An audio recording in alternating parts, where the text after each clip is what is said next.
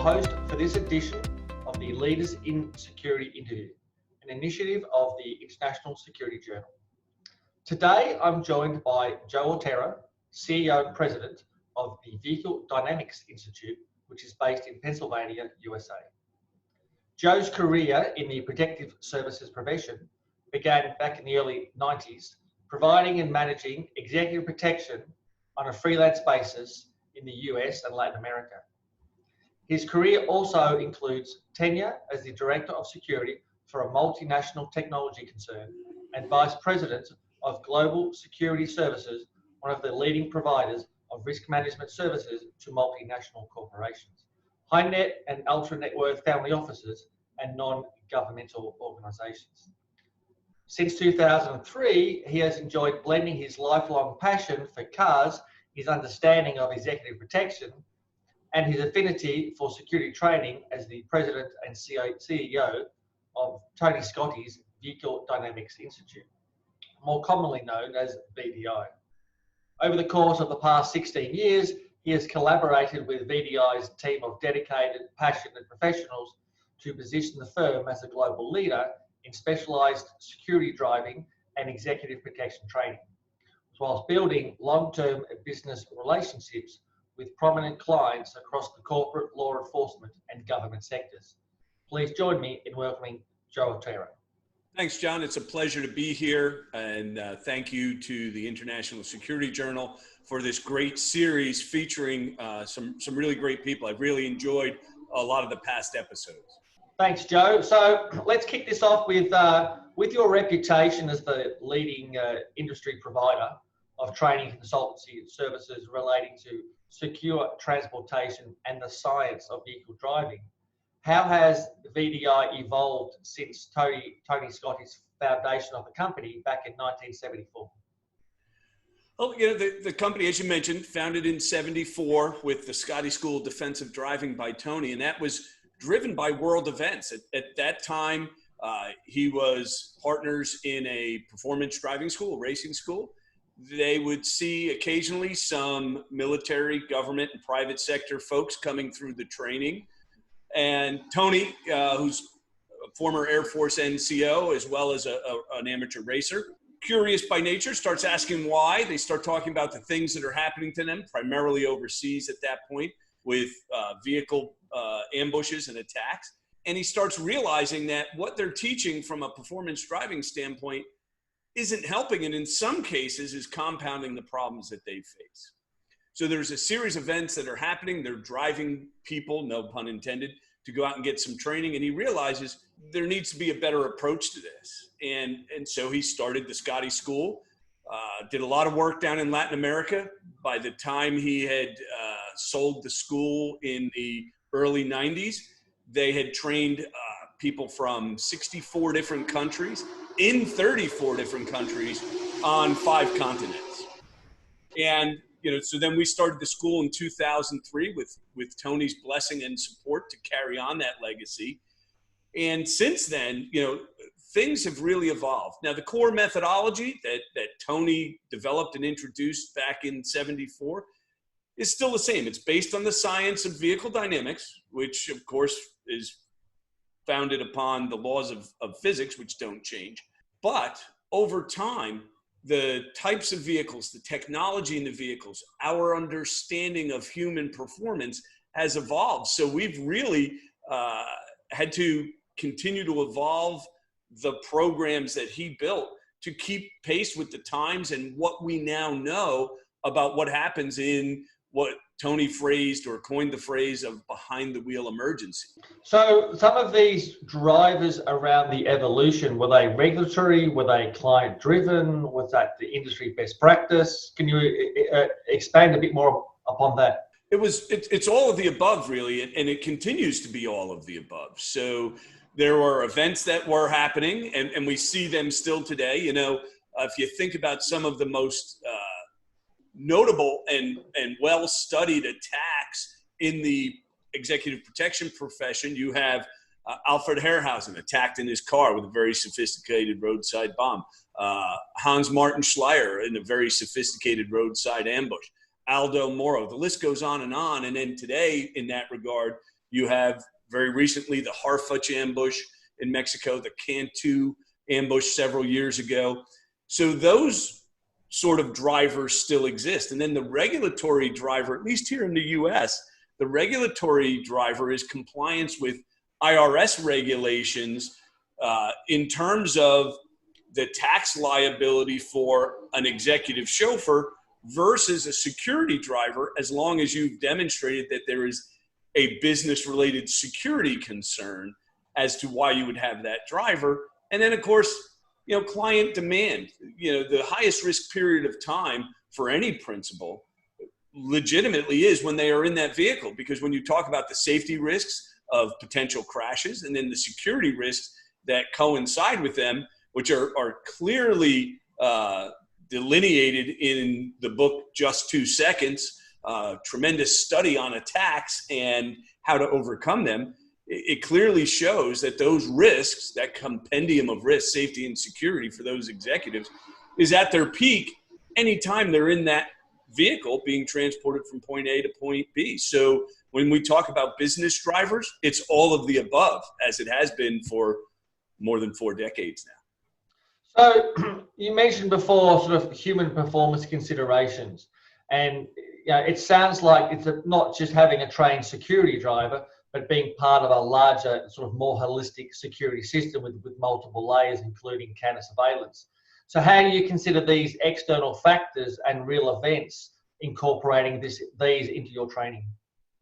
Well, again, it goes back to the origination of the methodology and Tony's approach to delivering it, which looked at 3 components in terms of success or failure in those behind the wheel emergencies, anything from a potential accident to a security incident. And that's the driver, the vehicle, and the environment. And when it comes to the driver, yes, absolutely. Surveillance, detection, and counter surveillance, those are skills that security drivers need to be well versed in, as well as route planning. All of those things come into this secure transportation model, if you will, this holistic approach to keeping people safe during those high risk periods of time. So then there's things like reaction time. Interestingly enough, we're just wrapping up a very in-depth analysis of the Harfuch ambush. He was the chief of police in Mexico who was recently attacked while being driven in a B6 armored SUV. So we look at everything from reaction time under stress, the performance potential of the vehicle, and not just how fast it will go or even how well it will corner. We look at stopping distances and how braking techniques, whether you're relying solely on the anti-lock braking brakes to stop the vehicle, or if the driver happened to apply a legacy technique such as threshold braking, how would that affect the outcome? Even the time it takes from when the vehicle was at a stop to when it actually moves in reverse, what we call dwell time, because now that's all controlled by computers in the vehicles as opposed to the driver's inputs. So all of that we take into account as we not only develop or refine exercises, but create scenario-based training to account for those factors, whether it be the human performance or the challenges that we confront now with this modern technology. So it sounds like it's a lot less of a sort of a black art, and it's becoming much more of a science. So how do we take into consideration that today's vehicles are much more modern and often larger than perhaps other security vehicles or other vehicles that the drivers are used to? For example, SUVs tend to be the vehicle of choice rather than sedans or limousines. How has this affected the real world dynamics of providing a security transportation solution? Well, you're absolutely right. It is a science. Driving has always been a science simply because of vehicle dynamics, which is how load placed on a vehicle affects its performance. And of course, that load comes purely from the driver's inputs, right? And there are some environmental influences such as inclines, declines, the way the curve that they're driving on is formed. But at the end of the day, it does come down to the driver's ability to recognize their limits and the vehicle's limits. And that's where we see sort of this confluence of different types of vehicles. Now the preference is that SUV for many good reasons, including better visibility for the driver, better survivability in the most common types of accidents, but it also presents some challenges because those vehicles have a higher center of gravity.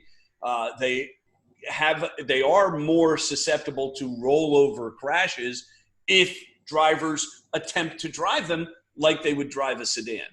So it has influenced our training, even to the point that we have a fleet of sedans for those that still operate sedans. We have a fleet of SUVs, and then as part of that fleet, we have armored SUVs, because each of those vehicles is a slightly different animal and requires the application of techniques in a little bit different manner. The techniques don't change, but how the driver applies them. And then, of course, when you add in the fact that now there are all these advanced driver assistance systems, which our fleet, we've just finished a modernization program to ensure all of our vehicles have those core technologies, it creates a different dynamic for the driver. So you're referring to technologies such as electronic stability control and ABS and all of these, I guess, more modern systems which are great for the vehicle, but probably takes away some of the ability of the driver to feel the road and to understand. With modern vehicles being so quiet, you can't necessarily judge speed as perhaps you could have 20 or 30 years ago. That's exactly right. You know, the technology now sets a limit. Now, for the average driver, that technology is very helpful and very useful. However, when you're talking about a trained professional driver, and we're talking about some very dynamic situations that they find themselves in, it's absolutely imperative that the driver understand what those systems do, how they do them, and more importantly, when they're going to engage. Otherwise, it can create a conflict between what the driver wants to do in terms of applying a technique and what will actually be effective in resolving the problem. And you're right, you know, modern vehicles with a lot of the sound deadening materials and whatnot, the different ride qualities, it can be more difficult to judge your speed if the training that you undergo doesn't recognize and allow for that in how they design the exercises and challenge the drivers in those exercises. So with all of these new modern technology coming in and we're less able to sort of feel and hear the road and have a better, I guess, understanding of what we're doing, especially if we have multi-vehicle types in a convoy, how does this change the perception of the security driver and the occupants? Well, you know, when you talk about those multi-vehicle convoys or motorcades, they do present some unique challenges, different types of vehicles, even different generation of vehicles with different technology. So first and foremost, what you have to recognize in an SUV, because the driver sits higher than they do in a sedan, and because of how that affects their perception of speed, the drivers have to be attuned to the fact that in an SUV, they will perceive that they are going slower than they would if they were driving that sedan. Also, they have to account for in that multi-vehicle formation then that the driver of the sedan thinks he's going faster than he may be. So now the key becomes training in those platforms or very similar platforms in those formations to ensure everybody understands the challenges that the other drivers are facing, because you really need to be moving that convoy or motorcade as one organism, even though it has disparate parts. So training becomes important. And of course, that training has to build that understanding of the disparities between vehicles so that drivers can remain in sync. Otherwise, you risk opening up gaps in that convoy or motorcade, which invites somebody to now inject themselves, if you will, into that formation. Now, it may be something completely innocent, somebody who's just trying to get down the road, or it may be a harbinger of some bad things to come down that road. So you mentioned some of disparities between, I guess, perceptions on speed, on vehicles approaching you, different vehicle types in convoys. Do the same types of, I guess, parameters or limitations that the security driver is experiencing in terms of perception, does that also affect the occupants of the vehicle? Oh, absolutely. One of the things that the professional driver has to recognize is that given the passenger's position in the vehicle relative to the center of gravity of the vehicle, relative to the suspension pickup points, take, for example, vehicles, the L series vehicles that have those extended rear passenger compartments, that tends to put the passengers closer to the rear axle and tires and sitting right above the suspension pickup points. So every input the driver makes will be felt oftentimes more significantly by the passengers. And at the end of the day, when you're driving and you're not confronted by those behind the wheel emergencies, things like ride quality, comfort, those mean something to the principal. And it's up to that professional driver to understand that and manage their inputs appropriately under normal driving conditions. Moving on from that, and on the theme of training, how do you allow for retaining the fundamentals, those elements that are crucial to the security driver program, whilst allowing for enough time to update the training program based on new concepts and lessons learned? Well, that as a training provider, that's one of our greatest challenges. We train to a standard, which is defined by Tony Scotty's methodology. And while you'll hear a lot of people say, well, we train to standard, not to time, it's often not the case. So with that standard in mind, we know that, hey, we have got to provide enough repetition in each exercise for the student to build those core skill levels, right? So each exercise then is done in a specific order throughout the course to layer those skills. And then from there, those drills or exercises become increasingly complex. We build in less and less reaction time in a manner that's very realistic. And then we take them out of that baseline environment, if you will. We put them in an unfamiliar environment that includes elevation changes, blind corners, things like that, and then start applying stress. Because as the old adage goes, under stress, you will not rise to the occasion, you will fall to the level of your training. Well, our goal is to have them rise to the level of that training under stress. But most importantly, a lot of research that has been going on over the last decade demonstrates that if somebody performs a task properly under stress, when confronted by a stressful situation, their recall of that technique and ability to apply it will be much better. And that recall ability and ability to apply that technique effectively will be more sustainable. The caveat being, they have to do the technique properly. So it takes a lot of attentiveness on the part of the trainers on every step of the process, up to and including the moments when you're placing them under stress. So you mentioned a lot about looking at case studies and in improving training. What types of case studies should the prospective security driver be looking at to learn from past history? Well, first off, it's worth noting that hindsight is always 20/20, and we understand that. But more importantly, if we're going to profess to be the subject matter experts, if you will, as professional security drivers, then we do have to engage in hindsight. We have to understand where the challenges were and where perhaps some of the failure points were on those who were confronted by those challenges.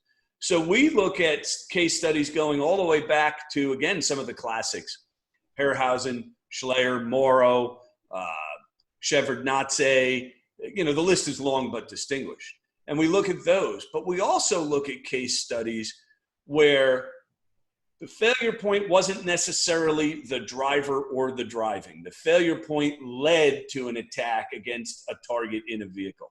So that might include the Sidney Riso case, where an Exxon executive was kidnapped and ultimately died in captivity in New Jersey in 1992. And the failure point there was a reluctance on the part of the principal to use his trained security drivers that he had access to, as well as the fact that the surveillance was detected by a member of the security team, but it wasn't followed through with quickly enough to make a difference, right? So there's that. We look at things, there was an instance back in the late 2000s with a very prominent tech company's executives being targeted, not necessarily for an attack, but by somebody who was trying to prove a point and was able to find a founder of this company's information online, was able to use these technology, these online tools like mapping and Street View, and identify and build a pretty significant target package on this executive in 30 minutes. So now when we talk about things like situational awareness and surveillance detection, they become more critical. In the Riso case, there was 34 days of surveillance on him, which followed several days of surveillance on the original intended target, whose location and lack of presence, if you will, made it difficult for them to gather intelligence. So they moved on to the next target. Riso spent 34 days refining their intelligence and planning based on that. Now, that same process may only take 3 days because the adversary can gather so much information remotely. So now situational awareness and surveillance detection become much more critical as skill sets and tasks for the security driver. So all of those sorts of case studies, beyond just those vehicle attacks, and in modern times you have Cantu, you have Eddie Lampert, you have most recently Harfuch, which is an interesting case because it's the first one that involves a vehicle that had a suite of advanced driving assistance systems, which we also have a tremendous amount of information about the environment and the attack timeline. So we take a holistic approach because of that system where it is the driver, it is the vehicle, and it is the environment that determine the outcome. You can no longer just focus on the driver's behind the wheel skills. You have to take that holistic approach. So therefore, you have to look at every case study that has an implication for your principal as a professional driver. So if you have so much, I guess, data available to you in terms of case studies, and which you feed into the training, which is wonderful, how about overcoming preconceived ideas from students who have perhaps other experiences from behind the wheel emergencies?